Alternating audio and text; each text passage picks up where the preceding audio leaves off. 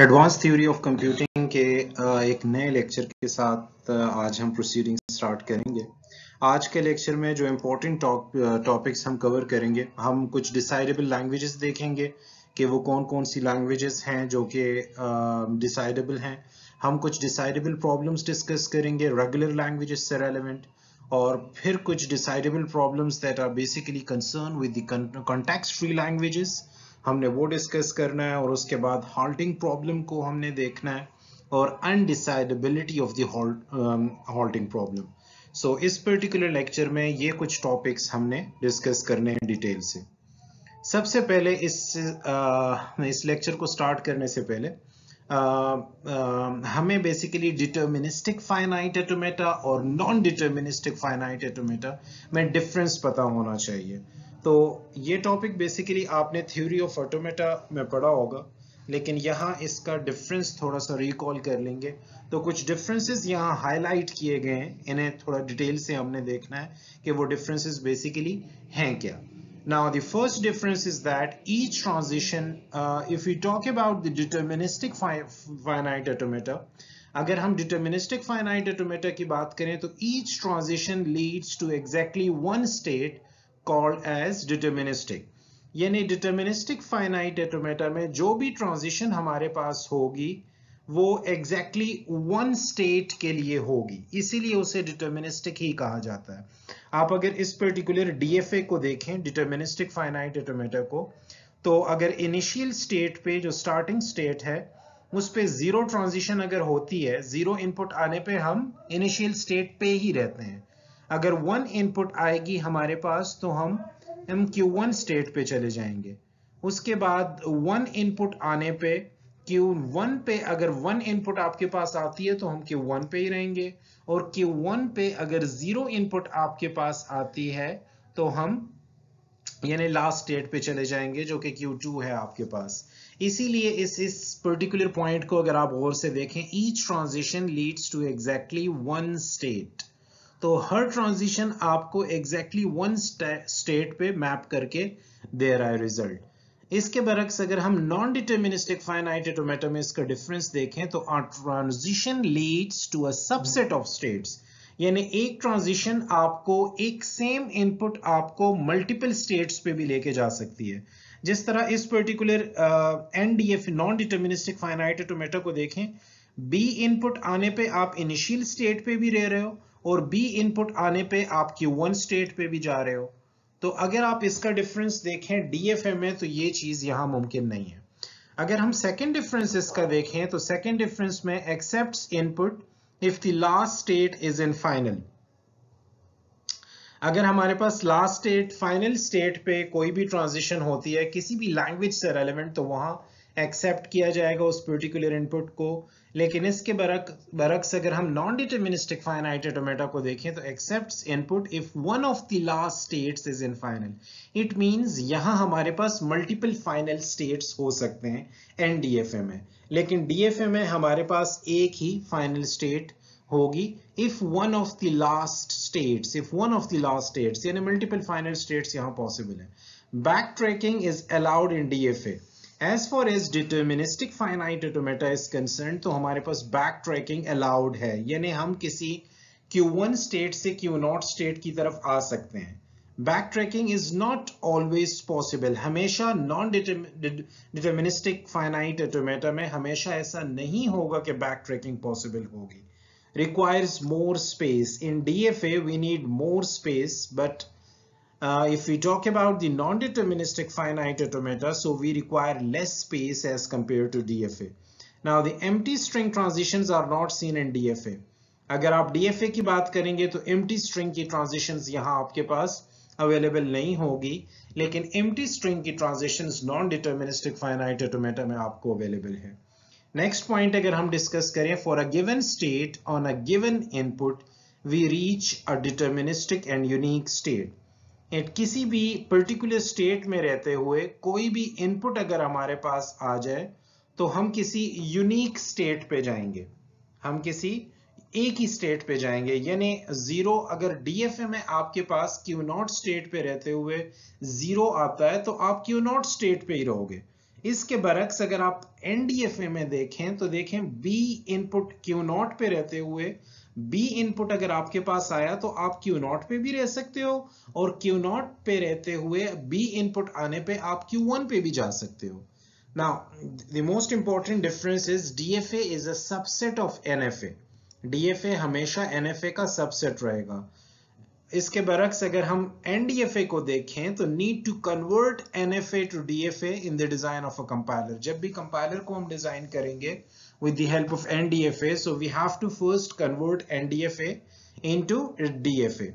This is basically the transition function of DFA, and this is the transition function of NDFA, non-deterministic finite automata.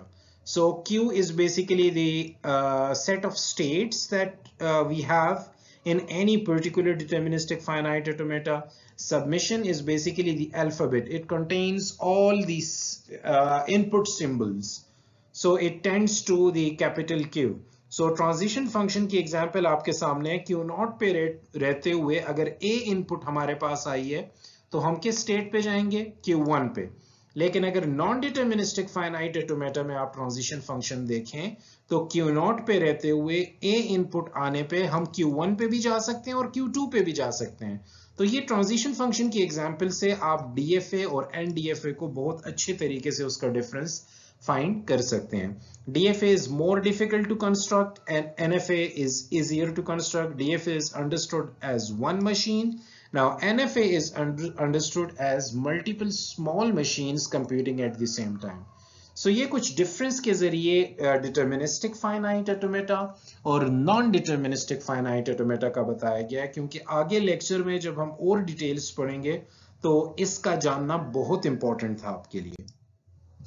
अब अगर हम decidable languages के बारे में discuss करें तो let us we have a language. Let's suppose हमारे पास कोई लैंग्वेज है जैसे हमने कैपिटल ए कहा. अब हम कैपिटल ए को डिसाइडेबल कब कहेंगे? जब हमारे पास कोई ट्यूरिंग मशीन एम होगी. हम बेसिकली कैपिटल ए लैंग्वेज के बारे में बात कर रहे हैं और कैपिटल ए लैंग्वेज को हम डिसाइडेबल कब कहेंगे? In other words capital a language कब कुछ पॉसिबल स्ट्रिंग्स को एक्सेप्ट कर पाएगा? जब हमारे पास एक ट्यूरिंग मशीन एम होगी that halts on all inputs L of m is equal to A. यानी A लैंग्वेज के तमाम इनपुट्स पे अगर वो एक्सेप्टिंग स्टेट पे जा रहा हो, इन अदर वर्ड्स वो हॉल्ट्स कर रहा हो, किसी न किसी डिसीजन पे जा रहा हो, तो हम बेसिकली A लैंग्वेज को डिसाइडेबल कहेंगे.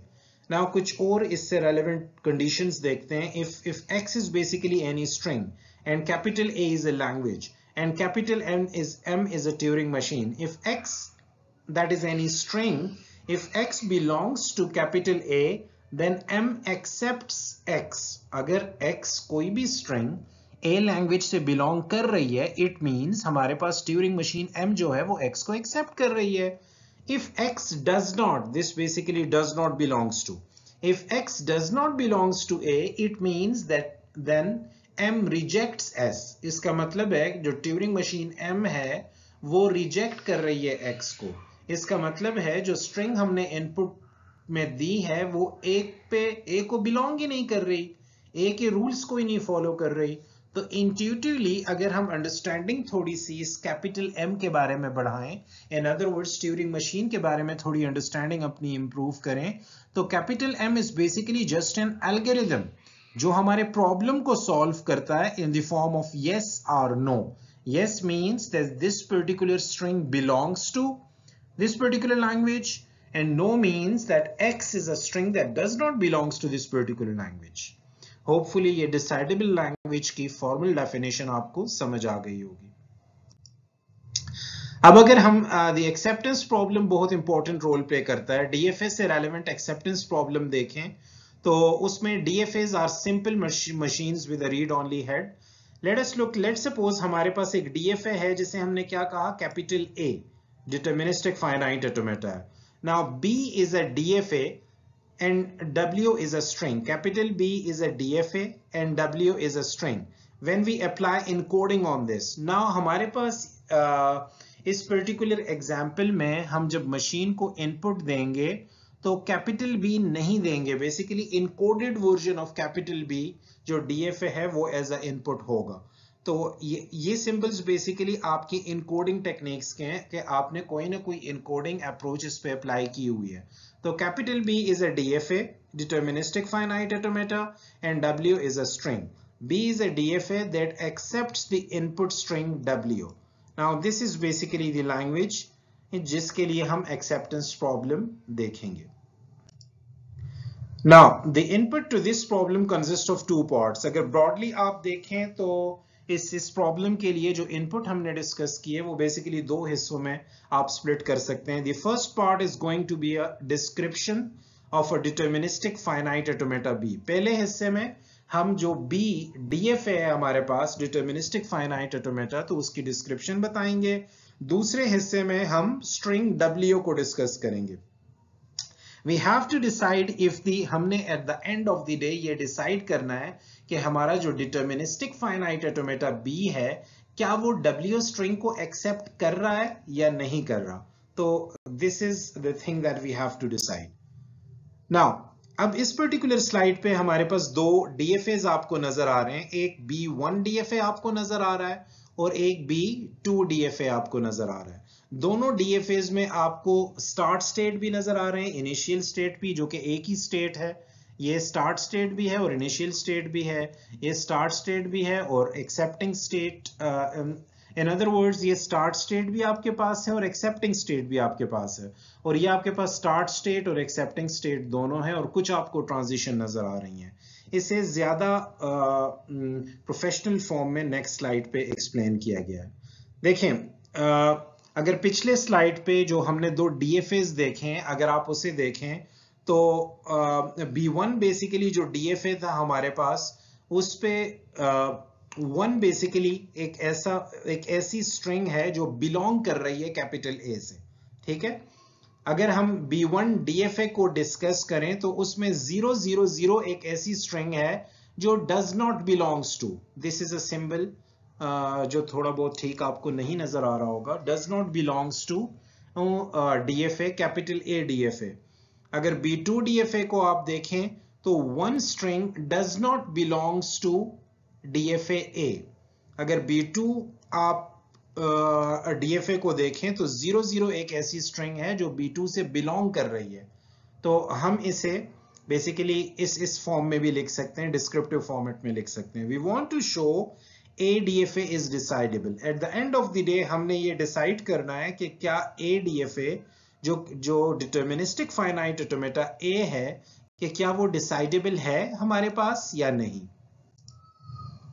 The question that we want to ask is deterministic finite automata A decidable or not? Let's ponder on this question for a bit.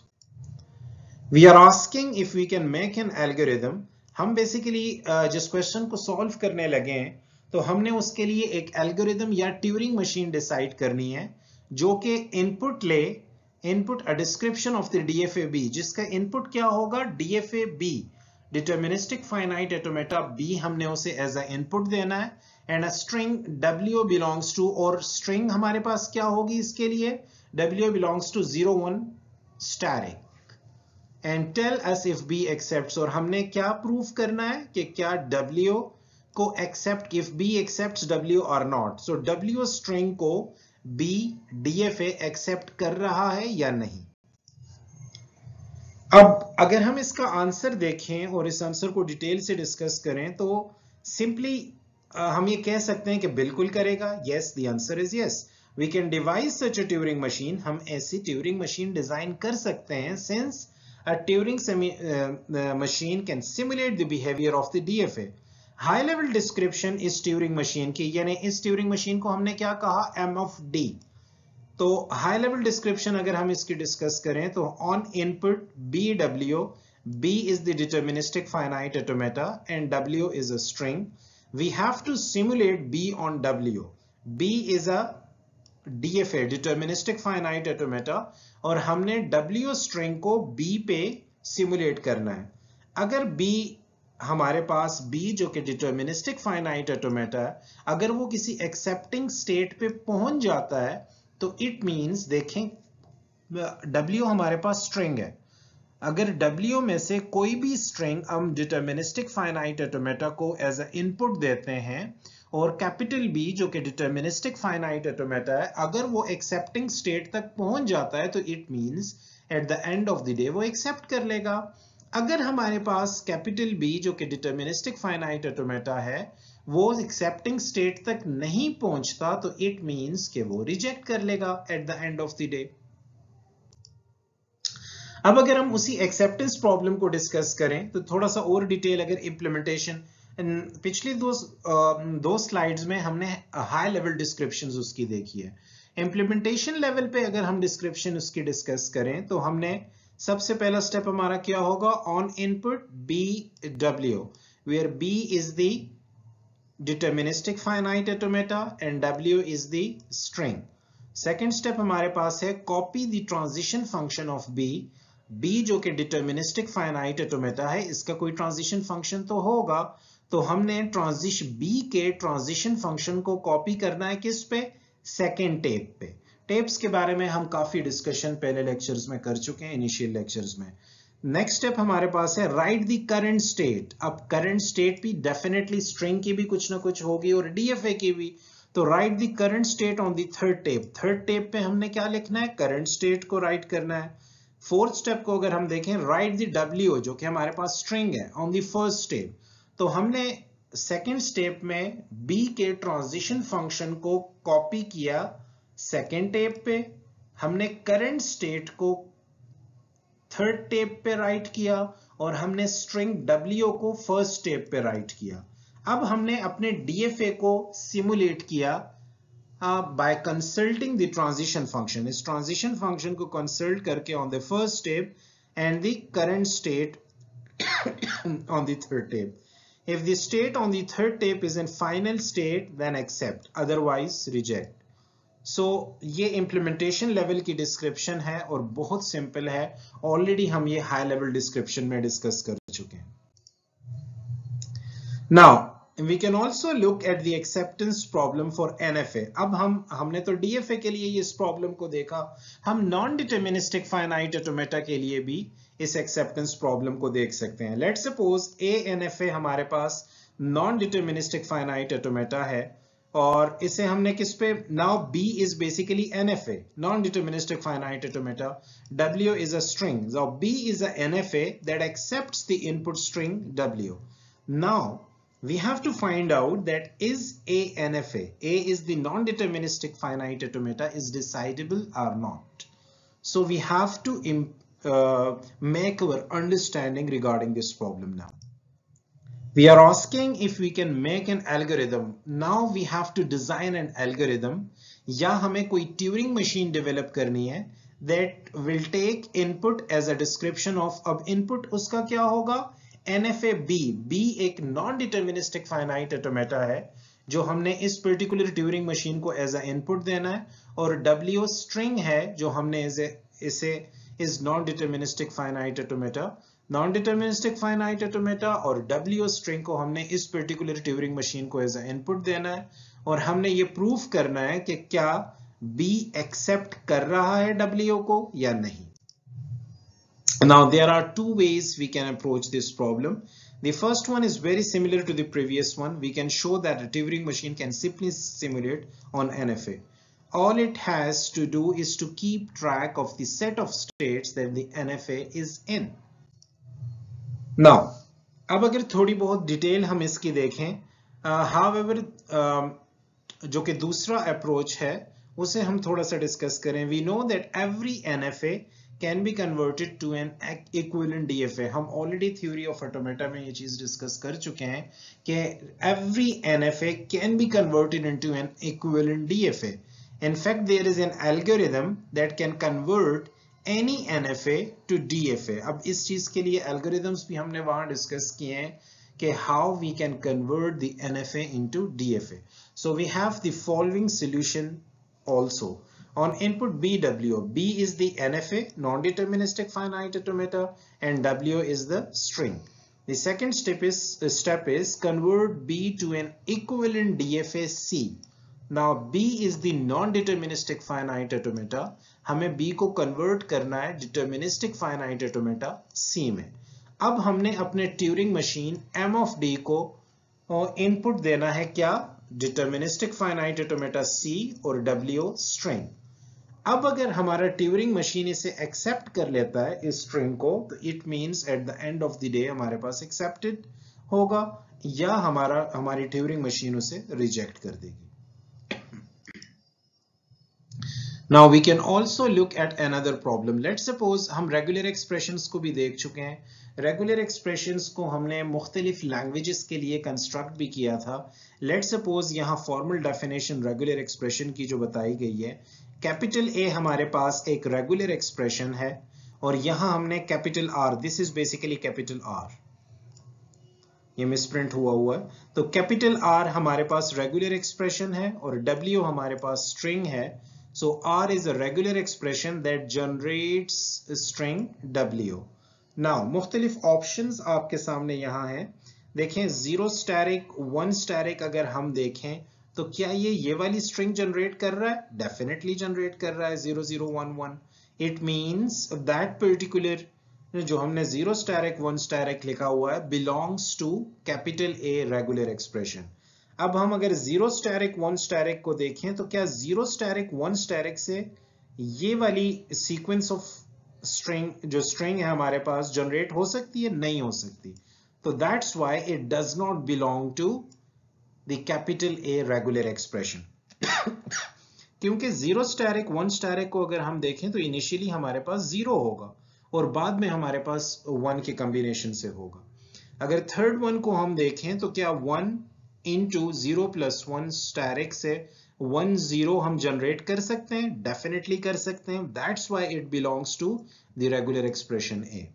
अगर फोर्थ वन को हम देखें तो 1 into 0 plus 1 होल स्टैरिक से क्या हम 0 0 1 1 जनरेट कर सकते हैं? डेफिनेटली नहीं कर सकते।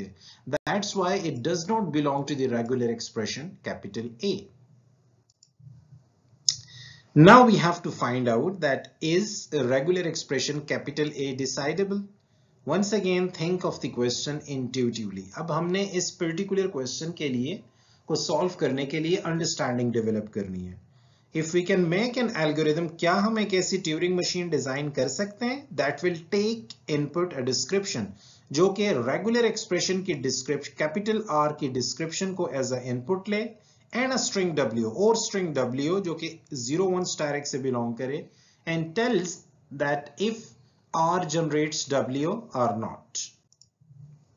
Once again, there is another approach. We know that every regular expression can be converted to an equivalent DFA. So हम पहले से जानते हैं कि तमाम regular expression को हम easily convert कर सकते हैं deterministic finite automata में। So there is an algorithm that can convert the regular expression into an equivalent DFA. So we have the following solution also. हमने input क्या देना है? Capital R is the regular expression, W is the string. R is the regular expression and W is the string.